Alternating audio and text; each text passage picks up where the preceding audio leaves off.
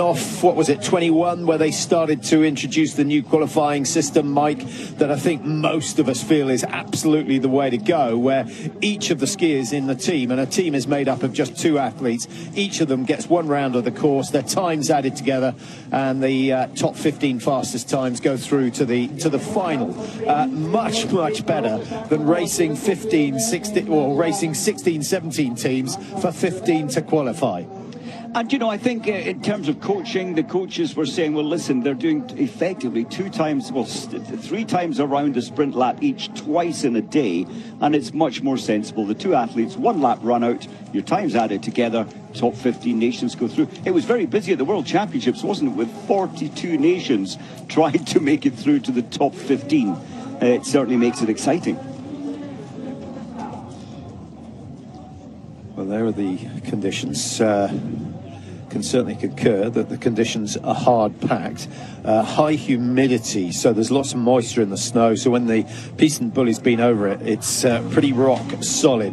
Yeah, it's absolutely right. Up over 1,300 meters, so the air a little bit thinner than many of the race resorts, but not your sort of 1,600 meters. Val di Fiemme, Mike, for the Olympic Games, what's the altitude there? Just a tiny bit higher than this? Actually, a little lower. It's at 950 or between 950 of course, and yeah, just under the 1,000. So this will be good preparation here for the athletes. Yeah, I was thinking of Antolz, where it's at 1,600. Yeah. So for the biathletes, absolutely essential to get some altitude training prior to those games. Otherwise, they're going to get a big shock. There you see the teams. Those are the first leg runners, and quite a good entry, to be honest. Often, Mike, the World Cup prior to the Olympic Games is very quiet because the favourites want to save themselves. Those who are vying for top positions in the World Cup, they don't really have a choice. 3 races here, 2 counting for points. If you want to have a chance of winning the overall come the end of the season, you need to be here. And I think that's why Jess Diggins is here. Jess Diggins, what a season she's having, though. Yeah, and chasing the points, keeping her status there as the best. I think they're doing the right thing, and she spent a lot of time in Switzerland over the years, hasn't she? Staying in Switzerland after the Davos World Cup.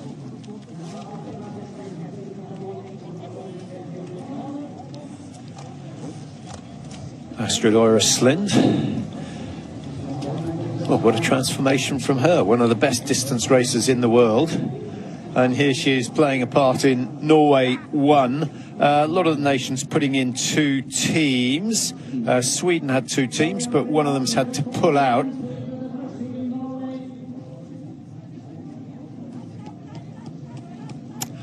Well, a warm welcome to Goms. It's all a little bit quiet out on the tracks at the moment. The sun is getting brighter. Astrid Øyre-Slind called into the gate early. She'll be getting underway. Remember, each of the athletes in the team, and there are 2 athletes in each team, do 1 round only of the sprint course, and then they add the times together. When they first introduced this, Mike, I think the big teams got a little bit complacent, took it easy. We saw some victims, but I don't think we'll see that from someone like Slind. I don't think so. It's vastly experienced now. And if it was classic, you could argue the tracks aren't as well pressed in or prepared. It has been said in wet weather, but that's not the case today. Rosenberg moving from Moa Lundgren, supposed to be doing this section, this leg, or team 1 for Sweden, but by surprise. I wonder how that's going to affect the outcome today. Starting for Finland, Yasmin Kahara comes from Vuokatti, right up the, well, not the extreme north of Finland, where they've been having incredible aurora over the last few weeks. Lara Gimler of Germany. Germany, Mike, the Olympic champions in this event. Incredible, and that's what I do like this event. It allows potential for disruption to the big names. It's a tactical race. Vilma Riti. I hope she's got as much energy as she has Wise in her name.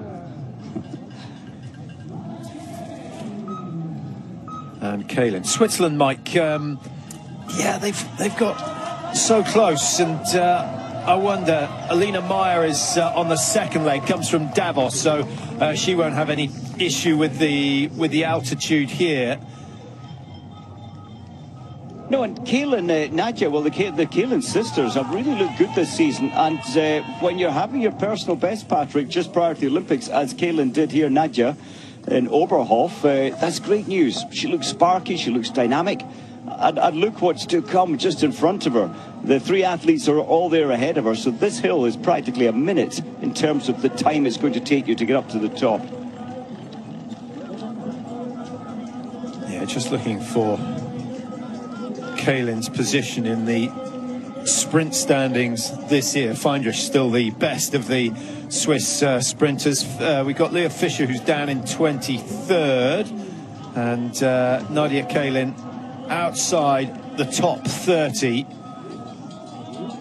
I'll have to say already, Patrick, the top of the climb, Astrid Eurish-Slind is 6.3 seconds behind Rosenberg, and there will be faster athletes out today than Rosenberg, and that's a worrying time for me early on in the first 500 metres for the Norwegian first team. So are you starting to think that maybe Slind taking it easy? You know, she is essentially a distance skier, but she's a strong one. I hope this tunes her up as we watch the check out of the gate. Havlikova. And now a chance to see the downhill section. This is a nice fast corner, Mike. If you work it well, get the skis to grip. As we know, the tracks are very, very hard. So you want a decent set of skis with a strong bow in them, so you can actually pressure the edge to get round the corner nice and tight. Slind into the finish looks, Mike, as if Lundgren has closed a little bit of time. Remember, they start 15 seconds apart. There's your target time of 3:26.76, and it's going to be close, but I would guess that Lundgren is inside that by a fair margin. Yes, of course, it's Marta Rosenberg replacement. That's pretty good, isn't it? Nearly 6 seconds. Yeah, Rosenberg, sorry, coming in instead of Lundgren, and Evelina Krusell not able to race. So Sweden are down to one team. Kahara just misses out, and Slind down in third, and that puts a bit of pressure on Drivenes of Norway, who's the second leg runner for Norway 1. What about Gimler? She could just squeeze inside and get the green light. She does, and so Germany leading at the moment. It will be Riti of Finland who is next. I think she's down on Gimler's time. Needed to be just about visible as the athlete in front finishes. I have to say, Patrick, they're all looking exhausted coming round this left-hander into the home straight. It's a very testing course out there. Yeah, Nadia Kaylin is going well. She's going to be just outside, but I think she might break up the top three. Does she? Not quite. Not quite. Just misses out. Get into fourth place, but ahead of Slind, which is important. Katarina Gantz for Italy.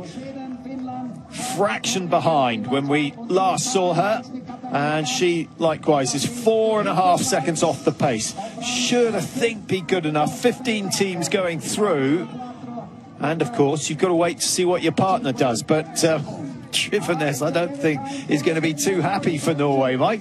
She's got a lot of work to do. Yeah, and you know, her best sprint this season, Drivenes, is only in 9th place, not making the final. So I think the Norwegian coaches right now will be a little concerned with a 6-second deficit, and likely to get even larger by the time they try to make their top 15. Now, I don't know why we didn't get a time split on Perry as she came across the line, but she's gone into 7th place. Sam Smith, 1:53 outside. That's a good run from the American. Teamed up with Julia Kern today. They could do some damage, I think. And Hjortberg and Kramer also racing in a team. Gagnon at 5.7. Germany's second team coming in with Sophie Krell. Krell, she looked good, I thought, at the 500-meter split, which is really you're setting your table out there, or your stall out, how much attack you're going to put in. It's good. It's very good. Oh. Sophie Greer, noch eine Topleistung von Deutschland. Rang 3 für Sophie Greer. Gimler 1, Greer 3 mit Rückstand 1,5. Now, Tulloy of France has had a good run. She's taken a lot of time out of Havlikova. Tilro, 11th place. Amichkova. Norway's second team, Yeah, Grøtoy. 17 is Caroline Grøting, and 151. That's a really impressive run, Mike. Just confirmation, if you needed it, that the Norwegians have got lots of athletes waiting in the wings. Hjortberg of USA has taken almost 15 seconds out of Rosie Fordham of Australia. Maybe not a surprise, and just sitting in behind, using that slipstream. It's going to be a decent time, I think, from Hjortberg, and she could be the new leader. Not quite. Gimler's still holding it at 3:20.25. Great run from Gimler, and she showed that good form, didn't she, in Oberhof, with a 4th position in the final. And, well, she's only ever had her personal best as a 3rd, so she's really at her best form and the right time to be in that patch. So Bucher at 8:06, top 15 at the moment. 8:06 is that margin. 24 teams in all. Wouldn't be surprised if Austria just crept in 15th position after this first leg, but it can all change very, very easily on the second run. But there is a big gap from 8 down to 14 seconds. Han of Korea is way outside. It's quite a margin, isn't it? And I think that just shows the test that is here in the Goms Valley, the profile of this track. Such a huge climb in the early half of the race. Yeah, they've been hosting events for a while, as you reminded me. Yes, we were there. It must have been, I don't want to mention the year, but it was certainly in the 80s. Yeah, long time ago, when Jochen Behler was at his prime. Yeah, good racer for Germany. He won the first ever mass start. That was out in Calgary. Yeah, and then he took the German team on, didn't he, as Poland crosses the line. And Germany looking much, for me, Patrick, the German team has looked stronger this season, the women's field especially, and yeah, Gimler leading the way. Yeah, so Gimler ahead of Rosenberg for Sweden, Krell of Germany in 3rd, so they've done well on the first leg. Norway 2 for the second team sprint in a row, ahead of Norway 1. That's always a bit of egg on the face of the coaches. USA at 1.5, Italy 1.7. Who's going to win medals for the Italians come the cross-country events in Val di Fiemme next month? Difficult question, Mike. Who do you think? Pellegrino, is he really going to be their best hope? I think he's the team will, you know, the sprinters are better than they've ever been, men and women, and we'll see that I think here today, possibly in the sprint, possibly in the team sprint, and an outside chance in distance races, men and women. Now, it's quite difficult to get a hand on the pacing for this one, Mike. Nadia Kalin went very hard out of the start. Kahara likewise, but they dropped down the order as we saw. Just looking to see where Lara Gimler was on that first run. She was down in 8th position, 2.5 seconds off the leaders going through 500 meters. So I think that tells us something about the big climb. Push it, but don't push too hard. It tells a story, doesn't it? Gimler was only 8th there at the top of the first climb. Very, very clever pacing. And my concerns about Norway's first team, well, Schlinde's in 14th position. I knew it would be on the edge, but hopefully Drivenes will put in a good time and bring them to, what, 8th, 7th possibly. We will see. Rosenberg, who was second fastest overall, she was almost 3 seconds down at the 500-meter point, down in 24th position.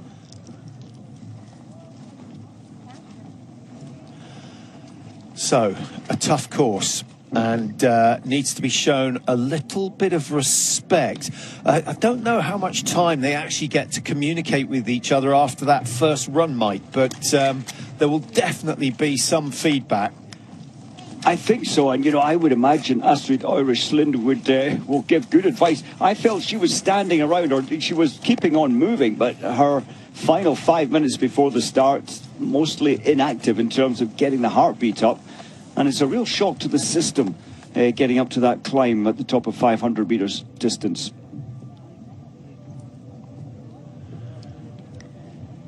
Well, there's the start order for the second leg runners. Always quite difficult to see exactly where they stand after the second leg. We'll do our best to bring you the combined results as they come in, and all those outside the top 15 have got to put the pedal down for this second lap. 3:21, I guess that's about average for a women's race. Val di Fiemme, Mike, the sprint course there, for some of us, was a distance race. That was quite a shock for the athletes when they looked at the clock at the end of their run out on that Olympic track, and many coaches were saying it's a little too far as a sprint. Yeah, and I think they were concerned because Val di Fiemme can be icy and fast. It can also be wet and slow, and they were thinking it's going to be around 4.5 minutes for the women if it's slow conditions. That's way too long for a sprint event, and you've got to remember you've got to go through qualification first, second round, semis, finals. A hard day. So Driveness goes first and is trying to make up for slightly under par performance from Astrid Eurish-Slind. She's way, I think that shows her inexperience. Now, does the clock start on that last beep? Because you can certainly go, once the beeps start, you can go at any stage. Yes, you're safe. There's a 5-second safety there leading in. You can actually go as it starts its beeping. But I felt that she kind of missed the gate. You've got to go within the 5 seconds there. You can actually go now, and that would be legal. There, that was 2 seconds early, but the wand starts the clock. I'm just thinking, Patrick, as Rijsdijk, who's showed great form up in Oberhof last weekend. In fact, she fell in the final, was in 6th place, and fought her way all the way back into 2nd position at the end of the race. So great form. Yes, I was just thinking the Norwegian second team with Tyrrell Udnes-Veng starting, 17th, so she's got another few minutes waiting there. I think they're going to have a much better opportunity today than Norway's first team. Yeah, well, they started well enough, and starting number 6, Alina Meyer. Nadia Kalin, as we saw, went very hard. You would have thought she knew the course a little bit better than that. The tracks are fantastic, aren't they, Mike? Well, they must be 6 meters across at least. Certainly no congestion on a day like this. Beautifully firm, just enough give to give a little bit of grip as you drive off the ski. It does not come much better than this. It's brilliant. Coletta Rijsdijk really attacking. She's clearly wanting a commanding time at the top of this first long rise. And you're so right, the tracks here, that's the one aspect of this venue, very wide. There is one section, though, for Sunday's mass start where there were some issues. Many athletes fell 3 years ago when the World Cup came here. Yeah, 3 consecutive days of racing here in Goms. Classic sprint tomorrow, and a 20k freestyle, the last event before the Olympics start. Number 11, that's Julia Kern, who's teamed up with Samantha Smith. And Smith of USA put in a very hard start on her run, 3rd at the halfway marker. Just trying to pick up exactly where she finished. Finished in 5th, so I think USA looking good for a qualifying spot. Yes, you want to qualify, Mike, but you also want to save something for the actual race itself. It's a fine balance, Patrick, isn't it? But yes, you have to make sure you're safe here, and I think the only way you can, in your own mind, over a 3 minutes, 21-second race, or 20 seconds, you have to really give your all. Yeah. Which do you think is harder? A day of team sprint or an individual sprint? The difference being that you go through the rounds, and the qualification and the knockout rounds are fairly well spread in a sprint. Once the race starts here, you only have as long as it takes your partner to get round to recover. So it's much more like an interval session. Oh, it's intense, and you're on the edge, aren't you? Watching trackside, waiting for your start time. Yeah, uses a lot of energy all round. Drivenness, that's not great. 5:11 behind the fastest. Well, that's from the first run. So both Norwegians have been off the boil. Are they playing a careful game? We'll have to wait and see. Sweden have gone ahead by 7 seconds. Finland are going to go ahead as well of the Norwegians. And they are, well, they're actually into top spot. 6:43.83 at the moment. Here comes Ridsek, and the clock counting down. 2 seconds to get inside. She's going to miss that. But I think top three pretty safe for Ridsek. And that's okay for Germany 1. That's great. So I think their combined time, Gimler and Ridsek, looking the strongest by far at the moment. Yeah, the clock counting down is not counting down for the combined time, which would be quite handy. It's counting down for individuals, so they're putting both groups together now. So Meyer with decent amount of support, could do with a few cowbells to see her over the line, and 11:32 outside the best from that first run. Lara Gimler's time of 3:20 was very, very impressive. What about Monsorno? Italy looking to move into the top 5. They go 4th at the moment, 6:52. Germany 1 leading, Finland 1 in 2, Sweden 1 in 3, and Italy with Casol 5:25 outside. So Italy 1 in 4, Italy 2 in 5, and the Norwegians down in 6th place at the moment. Top 15, remember, qualify for the race itself. Casol, that's a good time, which will be a good combined time. And Kern, this is a very strong performance from Kern, 3.56. Yes, the US team safely through with that time, a strong performance. Canada, Bufar Nisbet. And the Canadians into 9th place at the moment.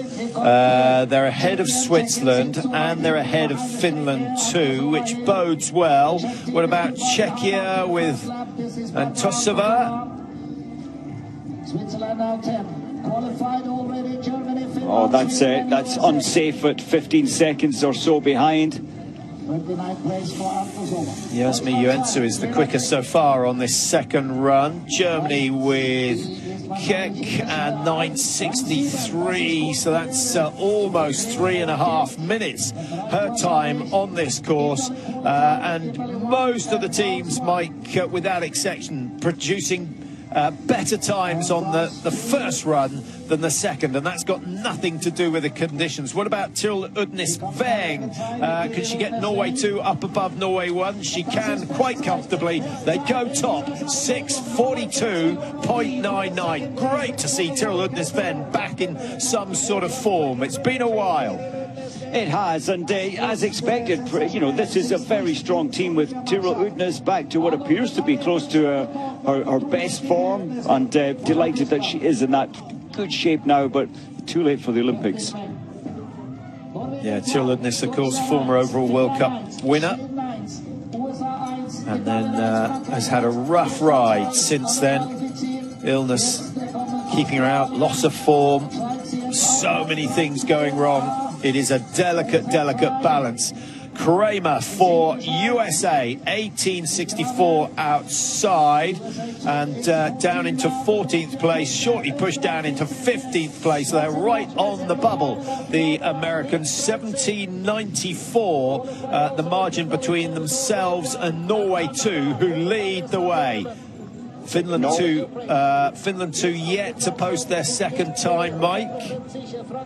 Yes, and I think that's still Norway's first team is still in 10th position. I think they're safe now, Patrick. I was slightly worried earlier, but there aren't many more teams to come through the finish line. I think Finland 2 have missed out. I think they have missed out. Down in 16th at the moment. Australia are out. Czechia are out.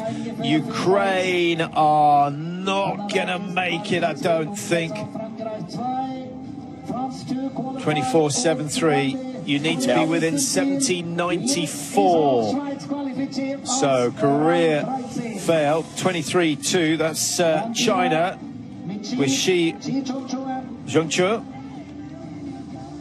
25.92. China going into 20th place. No final for them. And the last to start, Olivia Busko from Poland. And Poland on the first run down in a long way down, 31st position in terms of the overall, and Poland ending up in 18th, some 20 seconds off a qualifying time. So that confirms the top 15. Norway 2, Germany 1, Finland 1. There's a little red asterisk opposite Sweden 1, Mike. Can you explain? I did not see what happened there. Was it... just trying to think, what did we witness happening out there? Marta Rosenberg didn't see any issues when she crossed the line. Yeah, Sweden with... well, not sure. Slightly puzzled. Is that because they switched teams? Did they switch too late? That would be the only thing. It was the start sheets were given out last night. That was the decisions made. But of course, under a medical, you can swap one athlete, and that seemed to be the scenario earlier today. Yeah. Now, if they've been knocked out, that surely means Finland 2 come in. Hopefully we'll get some sort of explanation there. Both Hagström and Rosenberg have been put at plus 413 in terms of... is that in terms of minutes? Yeah, 4 minutes 13. So they've had penalty time added. Slightly extraordinary. No explanation on our screens as to what's going on there. But Sweden, that would be a bad day for them, having cut themselves down from 2 teams to 1. I think it's got to be something to do with the entry, hasn't it? And the change at the last minute. I'm totally confused. I would imagine that's the only thing that could have created such a penalty, if that stands. Well, they're still on the result sheet. Yeah. So fingers crossed for the Swedes. We need them in there. They're the #1 sprinting nation. But from what we've seen today, and we know that lots of their big names are away, it's going to need to be a special effort from them to win this one. United States of America 2, the last team to qualify here. Finland 2 missing out.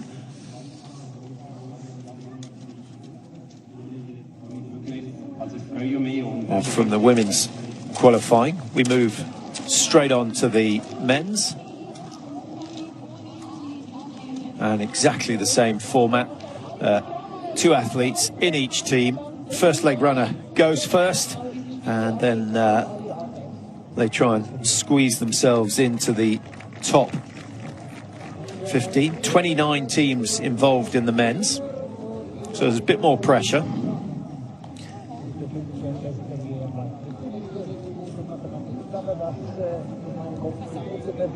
I think really the battle, Mike, Canada, you would have thought they'd be able to squeeze in there. I would like to think so, yeah. And Anton Sear certainly has got to put a good time in. You know, it's a time that shouldn't be more than, 4 seconds behind the best time. So, yes, I think they will be safe. It'll be interesting to see Norway's first team. Amundsen, yes, he is a very good sprinter as well. But we haven't really seen Hedegaard.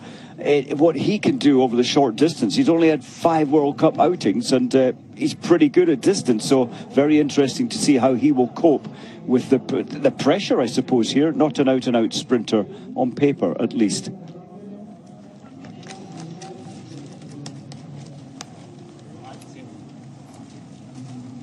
calm before the storm, Patrick. It's looking relaxed, but then you have to explode from the start gates and really attack. I think for the men, it'll be around 2:55, possibly 3 minutes.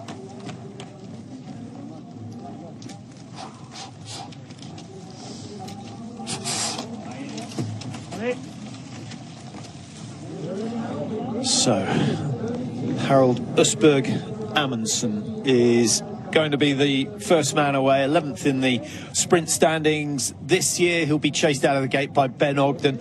I've got a little sneaky feeling, Mike, that the Americans could win this one. Ben Ogden, Gus Schumacher, it's not a bad team. And Norway, essentially, you know, they've got a couple of distance skiers in there, Amundsen and Hedegaard. It's going to be interesting, and I think the distance athletes are in there because you've got 3 minutes on, 3 minutes off, and well, I suppose the reasoning is the endurance athlete can cope with that a little better. Yeah, absolutely with you, but you've got to get through qualifying first. Yes. I think Klæbo is still going to be the man Norway call on in the Olympic Games, but who is going to go with him? That will be interesting. Someone like Vic, the younger athletes might find the endurance aspect of the team sprint a little bit tough.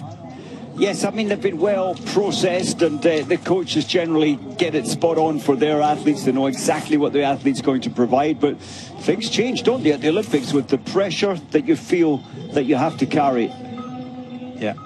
Both Amundsen and Hedegaard, incidentally, have been named in the Norwegian team. This is Gustav Berglund of Sweden, comes out of Mora. There's a ski gymnasium in Mora. It's where the Vasaloppet finishes. Brilliant area. But, you know, the snow line in Sweden, Mike, is not going up vertically. It's going north. And more of the country does not get consistent snow. Yep, things have without a doubt changed. Ribley, he did well here at the World Cup a couple of years ago. In fact, just outside the podium, if I remember correctly. Yes, 5th position. So Amundsen just about up and over the high point of the course. Nice tight line. So important to stay low. When it comes to the pack racing, 15 athletes side by side, all these corners become very spicy. Placement is essential. It's very different as your own run-out time to qualify, but Amundsen is giving it large. He's giving it everything. Yeah, Ben Ogden's gone hard, but he always goes hard. And that's going to be quite tight between the two of them. Amundsen tries to up the work rate coming into the finish. I think he knows how important this is, but you would have thought Norway 1 was safe. Mike, is he using it as a training run?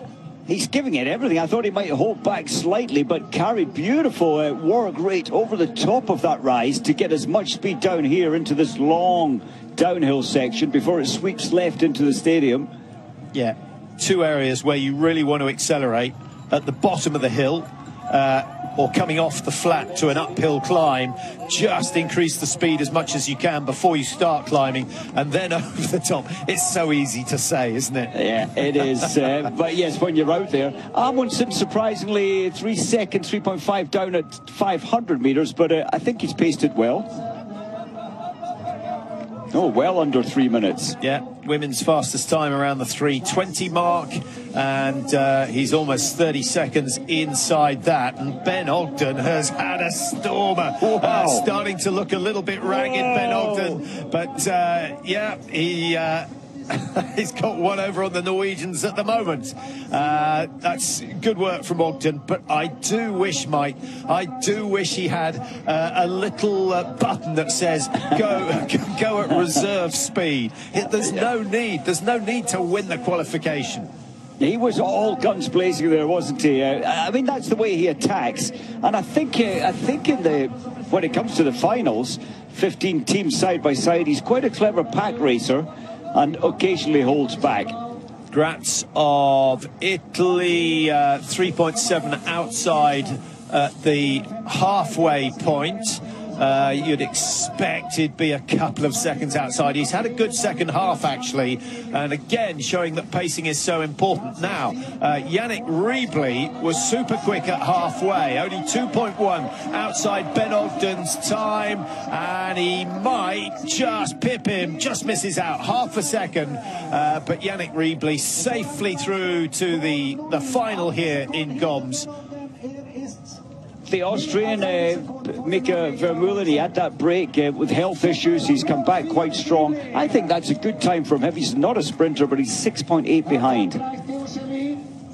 Only one team sprint so far this season. That was in Davos, Norway, 1 and 2 in that event. Vermeulen, who started the season so well and then missed out on the Tour de Ski. He was ill, so had to pull out. Quite a long way outside Vermeulen, but he needs to get some racing in before the games. Mike, what event do you see him doing well in? Yes, I think that's why he's here. On Sunday, the 20 kilometre is his mission, the distance. I think the skiathlon especially will be his main focus at the Olympics. Juve. Yeah, Vermeulen, he was 6.8 behind at 500. He didn't lose much more to the line, 9.43 at the end when he crossed the line. Yeah, Juve 8 seconds outside, as you saw. Evanson of Norway, just over half that at 5.59. That puts him into 8th place, and I can't see anyone outside the top 20 teams qualifying. So I think if we get through to 20, the top 15 can feel pretty confident. McMullen of USA, 5.88. That looks to be a sensible pace to set. I think Ben Ogden might get a little bit excited, and Yannick Riebly, as the host nation, you always go a little bit harder than you should. It fits that psychological boost that you get, I suppose, when you're on your home patch. Zeller, that's not a great time for Czechia. Zeller of Czechia, 13. Now, Lekkari, who started 17 for Finland, he's produced a really quick time at 500 metres, so we'll see if he's managed to hang on. This is Sear of Canada, and into the top 15 for now. That pushes the Czechia team down into 15th place. Lekkari was only 2 seconds outside the best at 500. Whoa. And he's now 6.64, so he's had a painful second half to that run. Although the second half of the race, Mike, essentially is downhill and flat, there's a lot of time to be gained. But there is, and especially when you come onto the flats, which is to the right outside of our screen, you've got a lot of flat skiing to do, and when your legs are burning, you can lose so much in a short period of time. Yeah, the Spanish were in 15th place at halfway. Looks to me as though Colel Pontabra just struggling a little. Top 15, 8.08. Yeah, he's way outside that, so he's faded badly in the closing stages. Germany coming in there. That was a really good run by Sosau Dauberman.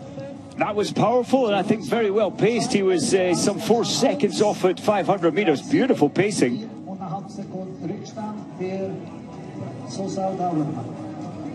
Hinkfors from Australia, 11.78. Yeah, it's not good enough for now, unless their second leg runner can do something special. That will be Lars Young-Vik. Savary of Switzerland. Now, this isn't bad. 8.8 to go top 15. Just misses that. 8.08, I should have said. And he's only just outside. So Switzerland's still with a chance of getting 2 teams through. It's going to be down to Sylvain Hauser to try and back up that performance from his teammate. Latvia, Lauris Kaparkales, 21st place.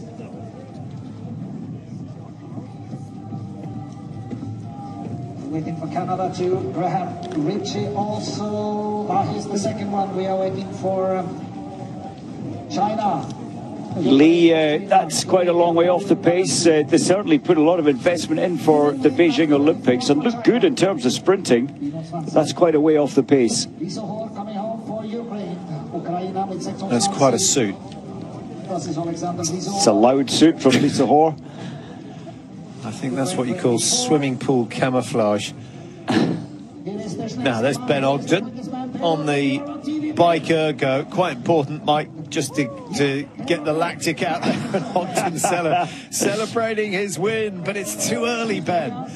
We want to see him do the same later on. And Gus Schumacher has still got to run. Now, Mike, they've got a lot in hand. They've got 8 seconds in hand. Apart from your start position on the grid, which I'm not convinced in a race this hard with tracks this wide, I don't think that's so significant as it has been on some race courses. Would you use those 8 seconds to give your second leg runner an easy run out? You know, I was thinking the same thought. Gus Schumacher, will he save more? I think he will. You know, the coaches will be just passing that, you know, giving that idea to him, I'm sure, when he approaches the start line or prior. And I don't think we'll see Gus expending everything on his run-out time. Ben Ogden put everything out on the table there. He certainly looks confident and strong as he's getting the lactic out of his legs. But yes, I think I would brief my second athlete. Okay, you can play safe. Don't kill yourself on the qualifying. He's got good swagger today, just getting the lactic out of his legs, and now he'll go and psych up for the finals. Yeah, it is strange. When you've had a good run, your elbows seem to be repelled from the size of your hips, and they go out. You know, it doesn't do anything to the size of the shoulders, just makes them look bigger. So, 2:51.3 the time for Ben Ogden to put USA ahead of Switzerland and Norway. And then the critical end, we got Finland 2, France 2, Canada 1, sitting in 15th place. They've only got 0.6 of a second over France 1. That's going to be interesting. France 1 do not want to be knocked out. And they do have not Lunas Shanova, they've got Lucas Shanova on course, so you would have thought they'd be okay. I did wonder if their skis are running badly, the French team. I expected a whole lot more from Theo Shelley and also from Richard Jouve. Yeah, Jouve teamed up with Jules Chapaz, and of course it's Theo Shelley running with Lucas Shanova, a man from Le Grand Bonnat, better known nowadays for biathlon than cross-country skiing. Ribley looked good, I thought, Patrick. Very comfortable. Second fastest time by just under half a second. And he looked very much in control.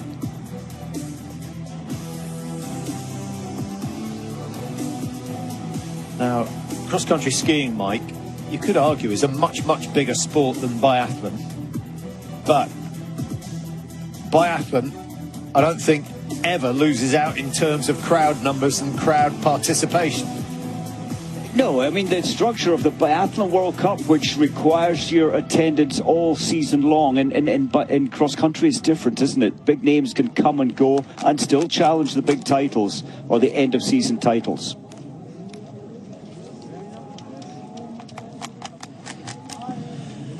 So just a minute or so before the second leg runners get underway. That's Gus Schumacher, and he finds himself with a lead to defend. It's not a massive margin, 0.49 of a second. Yannick Ribley put in a good performance for the Swiss, and it's Valerio Grand, who's a very, very capable sprinter indeed. He takes the second run. Now the first team sprint, the only team sprint of the season, as I mentioned, in Davos. Norway, comfortable winners in the end, Mike, but still only, 5 seconds separating the top 6 teams at the end of the day. So quite a competitive event. It's extraordinary, you know, 3 athletes over 3 legs of 1.5 kilometres. The margins are very fine, you could argue. And without Klæbo today, the Norwegians, kind of a new territory they're in. Yeah, and so often when you take the superstar away, the rest step up and produce something special. It can be quite intimidating having the world's best in your ranks. Yes, you can learn off them, but you definitely feel the second fiddle, or as Harry might say, spare.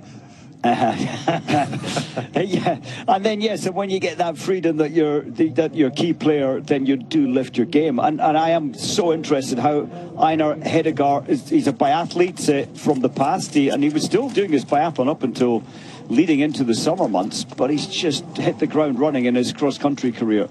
Yeah, fantastic opening to the season. I think he's got himself qualified for the Olympics, but I think their main concern was he's not enough of an all-rounder. He doesn't have the classic game that you need to be involved in 50% of the events at the Olympic Games. But his freestyle is so good. Here he is, and going to be interesting to see. He just looks so young, doesn't he? He does. What a sensation, though. 5 World Cup starts, 2 times first, 2 times second. Incredible. Now, what's he going to go for? We'll bring you the combined results as they come in. Hedegaard's teammate Amundsen producing a time of 2:52.89, which was only 1:57 off the fastest time from Ben Ogden. So this really, between USA, Switzerland and Norway, those teams will be looking for a good start position. But the question is, how important is it? Gus Schumacher has gone hard, Mark. He wants to win the qualification, it would seem. It feels that way, and with Ben Ogden's great time, he's certainly not going easy. But it's a huge, powerful start prior to this climb coming up. This is the brutal section, and it really does burn you up. If you've done this easier section, hit it too hard, you will suffer. Yeah, I think his pulse is probably already at about 165, 170 before he starts the climb. Skate 2, how far can he take that?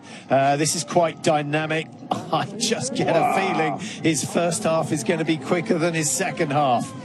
That looked fantastic. We'll get the timing soon, how well Hedegaard has made it up to the top of the first rise. Yeah, who are you putting fastest? Was Hedegaard has gone through in 1:10, and...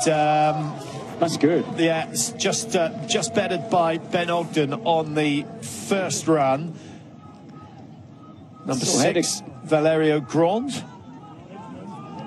Grand will put in a safe and a good time, I think, with Ribley until do a grand job.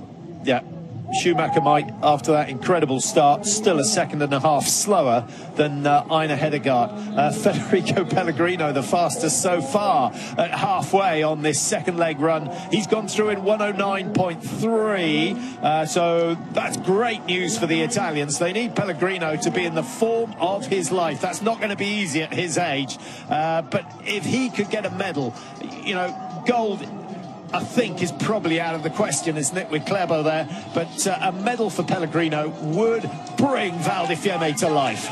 It would, and it could be in this event. David Gratz was looking good. Who knows? Certainly the classic sprint race at the Olympics doesn't really suit Pellegrino to his best ability. Yeah, I really like this course. I think it's going to be fantastic. It would be a really good individual race. As we mentioned, we've got classic sprint tomorrow. Don't need so much space for a classic sprint. And then the 20K on Sunday. That's in the freestyle. So here comes Hedegaard. And it's a great time. They'll go to the top of the combined chart for now. And I suspect they will close the gap on the Americans.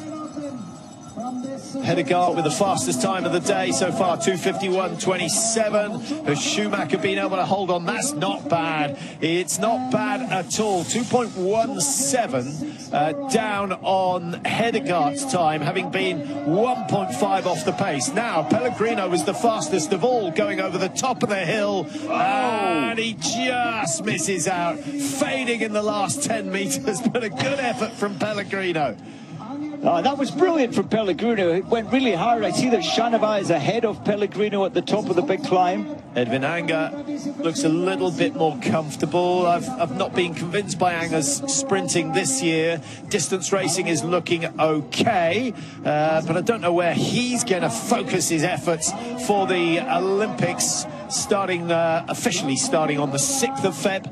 The action getting underway on the 7th and 8th. Corolla, that looked a safe time. They'll safely make the top 15. Here comes another powerful performance from the Swiss. Yeah, Valerio Gron, that's a good effort from him. Switzerland now have the fastest combined time, having been in second place on that first run. 5:43.96. Shanava for France, as fast as Hedegaard. That's impressive. And the French, remember, were down in 16th place, so he's done them a favour. And France have gone back into a comfortable position. I felt Shanava looked so easy there. Was he holding back? I think he might be for the finals coming up later. Yeah, I can't see them being beaten. They're only 5:56 off the, holding back with the fastest time. That takes some doing. This is Finland, of course, and Joni Mäki with 3:63, putting Finland into 8th place at the moment. 7:13 the margin. The margin between the top 15 on the first run was just over 8 seconds. Well, second leg for each of the French teams, looking so much stronger than they were down in 14th and 15th position after the first runners. Evan Nortic, and that puts him into 13th place overall in terms of the individual time, but Norway going up into second. Norway 2 going up into 9th place. They're 8 seconds slower than their compatriots. Schoonmaker. Now Czechia knocked out of the women's event. Are they going to be able to squeeze into the top 15? Certainly, Mike, he ran out with 50 metres to go. The cadence was getting slower with each drive of the arms. And yes, Czechia down in 13th. It's not looking great for them now, depending on Gran's time. And Gran, I think that is going to be good enough. Sweden won in 7th place at the moment. These are the Canadians who were right on the bubble, down in 15th, and they've down in 19th for McKeever, but Canada with combined time of 12th place at the moment, so they survive for now. What about Rantala, who's going to be 7 or 8 seconds outside the best in terms of his individual time, and Canada into 12th place. Czechia are in 15th at the moment, make that 16, they are out. Austria squeezing into the top 15, and 17-13 is the margin between the first qualifying spot and the 15th and final qualifying spot. Boyeo, that's okay, a decent time, but as a combined time, I don't think it survives. Yes, they're in 18th, so they're not going to make the final. Yeah, 22 for them. Germany with Jung, and that's not a bad effort at 4.8. Got to be happy with that. And Germany have Germany 1 in 8th, Germany 2 in 10th. I think it's not too presumptuous to say they are both going through to the final. Feels quite safe, and I think that Jan Stoben, 1:53 behind Shanava's time, really good outing. Yeah, Vic of Australia as opposed to Norway, brilliant Nordic combiner, known as Vic. No, what was his Christian name? Gone. Hauser putting in a final flare, needs to. Oh, it hasn't been good enough. Switzerland's second team, 18th position. Sadly, no further participation today. Draußen Finnland 2, Kanada 2, Schweiz 2, Österreich. Latvia, I think, going to be too far behind. Yeah, that puts them down in 21. Australia down in 22nd position at the moment. And it's going to take a minor miracle to get ahead of Finland, who are sitting in 15th, 13.62 the margin. Switzerland won, have topped the table, Mike. Too good too soon, perhaps? Perhaps, but they are solid, you know. They're at the beginning and the end. I think they expect a podium, and if you're going for a podium, they're looking comfortable. Certainly the Norwegian Hedegaard and Amundsen really pushed hard on the track. Combined time, it's now down to strategy and tactics when it comes to the finals. Yeah, and when you see how hard this course is, and as we mentioned, 3 laps each, you literally just wait for your partner to complete the course and you go again. And, you know, the handovers are going to be spicy with the 15 nations coming charging through here, the finish area. And you need to get your timing right for the handover. You need to pace yourself. You need to try and relax in the big stress of 14 other athletes around you. What do you think about the length of this course? Yeah, I mean, it says 1,500. It's slightly less, actually. I think it's down at 1,331 in terms of the length. But 3 minutes racing, that's pretty standard, isn't it, for sprint racing? It's tough. It's a real challenge. And the fact that it's such a steep initial climb up to 500 meters, yes, you get a breathing recovery, but you have to really work the legs going round the long sweeping turns before the second big climb. And then you carry speed over, but you don't get much rest before you're working on the flats again.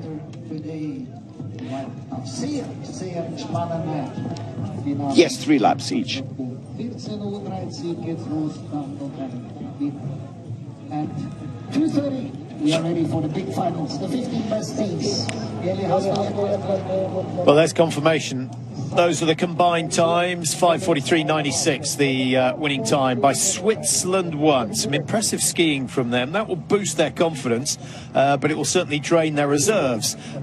Norway have to be favourite. Amundsen and Hedegaard is an imposing-looking team. The Americans, I think, will be excited. Started well. Schumacher, did he go too hard? He absolutely burnt out of the start gate.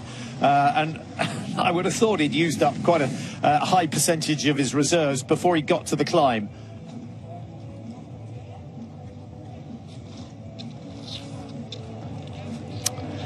Well, the day is over for all those teams outside the top 15. That's 15 of them. Yeah, almost enough teams here, Mike, to have a plate competition. Yeah, indeed.